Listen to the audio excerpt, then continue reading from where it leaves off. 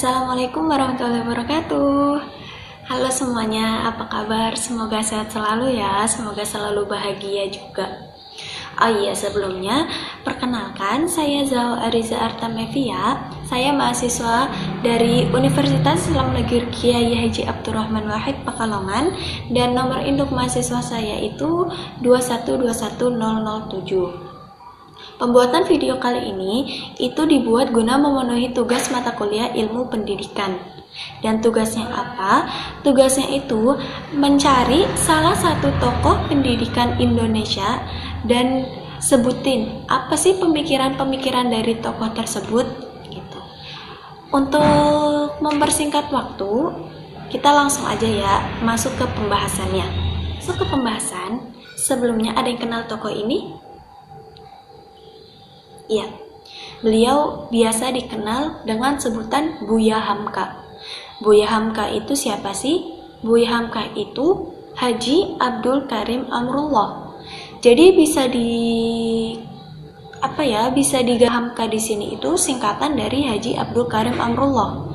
Beliau itu siapa? Beliau itu salah seorang sastrawan, tokoh politikus Indonesia, aktivis politik, terus seorang filsuf atau ahli filsafat, terus juga beliau juga seorang ulama, dan beliau dianugerahi gelar pahlawan nasional di tahun 2011, tepatnya tanggal 7 November.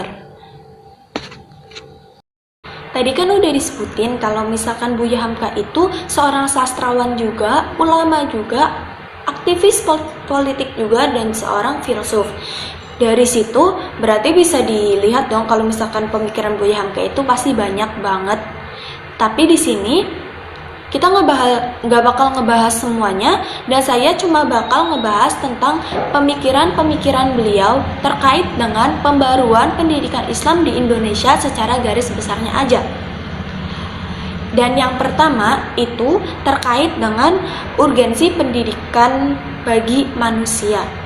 Dari urgensi hakikat pendidikan pada manusia, terhadap manusia, kalau menurut Buya Hamka itu sendiri, hakikat pendidikan itu terbagi menjadi dua bagian, yaitu ada jasmani dan rohani, di mana pendidikan jasmani itu menitikberatkan pada pertumbuhan jiwa dan akalnya, dan pendidikan rohani itu untuk kesempurnaan fitrah manusia dalam ilmu yang berdasarkan dengan agama, jadi tetap dilandaskan dengan agama. Pemikiran yang kedua itu terkait dengan tujuan pendidikan. Kalau menurut Buya Hamka, tujuan pendidikan itu sendiri ada dua dimensi, yaitu bahagia di dunia dan bahagia di akhirat. Dan untuk mencapai tujuan pendidikan itu, seseorang harus bisa menjalankan tugasnya dengan baik. Dan tugas manusia itu apa? Tugas manusia itu ya beribadah. Jadi kalau menurut Buya Hamka, tujuan pendidikan itu ya supaya menuntun manusia supaya menjadi abdi Allah atau hamba Allah yang baik, yang sesuai dengan syariat, untuk mencapai kebahagiaan dunia dan akhirat yang tadi disebutkan. Yang selanjutnya yaitu pemikiran terkait dengan tugas dan tanggung jawab seorang pendidik atau tugas dan tanggung jawab seorang guru. Kalau menurut beliau, tanggung jawab seorang guru itu ya memantau, mempersiapkan, dan menuntun peserta didiknya atau murid-muridnya supaya ia memiliki ilmu pengetahuan yang luas serta berakhlak mulia dan dapat bermanfaat di lingkungan masyarakat. Buya Hamka juga menjelaskan kalau misalkan seorang pendidik yang ideal harus memenuhi beberapa syarat. Di antaranya itu, seorang guru harus berakhlak mulia, menyampaikan ilmu tanpa ada yang ditutup-tutupi. Seorang guru juga harus adil dan objektif, juga harus tetap menghormati murid-muridnya. Jangan cuma mentang-mentang guru tapi nggak mau menghormati muridnya, itu berarti nggak sesuai sama syarat yang dimaksud sama Buya Hamka. Kalau tadi sudah membahas tentang tanggung jawab seorang pendidik, berarti sekarang bakal masuk ke tanggung jawab seorang peserta didik. Jadi dalam mencapai tujuan pendidikan itu tanggung jawabnya itu nggak cuma dititik beratkan kepada seorang gurunya saja. Jadi seorang murid juga dia harus memiliki tanggung jawab. Dan menurut Buya Hamka, tanggung jawab seorang murid itu dia harus mempertanggungjawabkan dirinya supaya dapat mengembangkan potensi yang ada di dalam dirinya secara maksimal. Dan dia juga harus bertanggung jawab kalau misalkan ilmu yang didapatinya itu harus sesuai dengan nilai-nilai kemanusiaan dan nilai-nilai agama yang sudah dijelaskan dan diajarkan oleh Allah Subhanahu wa taala. Buya Hamka juga menjelaskan kalau misalkan seorang murid atau seorang peserta didik itu dituntut supaya dia bisa bertanggung jawab dan jangan gampang putus asa. Jangan susah dikit nyerah gitu. Kalau menurut Buya Hamka itu nggak boleh. Dan yang selanjutnya, seorang peserta didik itu nggak boleh lalai.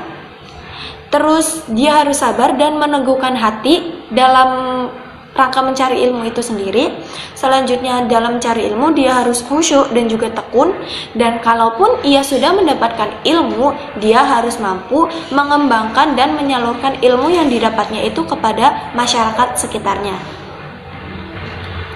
Pemikiran yang terakhir yaitu pembahasan tentang kurikulum. Kenapa Buya Hamka melakukan pembaruan dan modernisasi terhadap kurikulum pendidikan Islam di Indonesia? Apa ada yang salah atau bagaimana?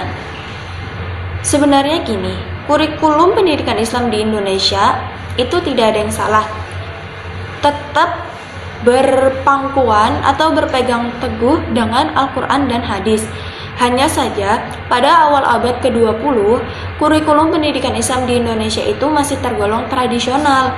Kenapa? Karena menurut Buya Hamka, kurikulum itu sudah tidak sesuai dengan perkembangan zaman yang ada sampai sekarang. Jadi Buya Hamka itu ada beberapa hal yang perlu ditambahkan di dalam kurikulum pendidikan Islam itu sendiri. Nah, karena Buya Hamka itu melihat ada keterbelakangan pendidikan Islam di Indonesia karena sistemnya masih tradisional tadi, maka hatinya itu tergerak supaya ia bisa mengembangkan kurikulum pendidikan Islam itu sendiri dengan cara mengembangkan pembelajaran yang ada dan juga mengembangkan pembahasan terkait dengan kitab-kitab yang digunakan tersebut. Jadi kalau di kurikulum Buya Hamka itu ada beberapa tambahan kayak misalkan ada usul tafsir, fikih bukan cuma fikih aja tapi juga ada usul fikih, dan juga kalau membahas hadis nggak cuma hadis aja tapi juga ada pembelajaran terkait dengan mustalah hadis. Nah, dari beberapa pembaruan tadi dapat digarisbawahi dong kalau kenapa Buya Hamka melakukan pembaruan terhadap pendidikan Islam di Indonesia. Ya karena yang tadi disebutkan, kalau misalkan pendidikan Islam di Indonesia itu masih tergolong tradisional, dan Buya Hamka berencana untuk melakukan pembaruan supaya pendidikan Islam di Indonesia tetap sejalan dan sinkron dengan perkembangan zaman di era saat ini. Kalau begitu, karena kita sudah membahas secara garis besar pembaruan yang dilakukan oleh Buya Hamka, berarti video kali ini sudah selesai. Kalau gitu, kurang lebihnya mohon maaf apabila ada kesalahan kata ataupun ada kurang kesesuaian terhadap materi yang saya sampaikan. Saya mohon maaf yang sebesar-besarnya, dan atas partisipasinya saya ucapkan terima kasih. Wassalamualaikum warahmatullahi wabarakatuh.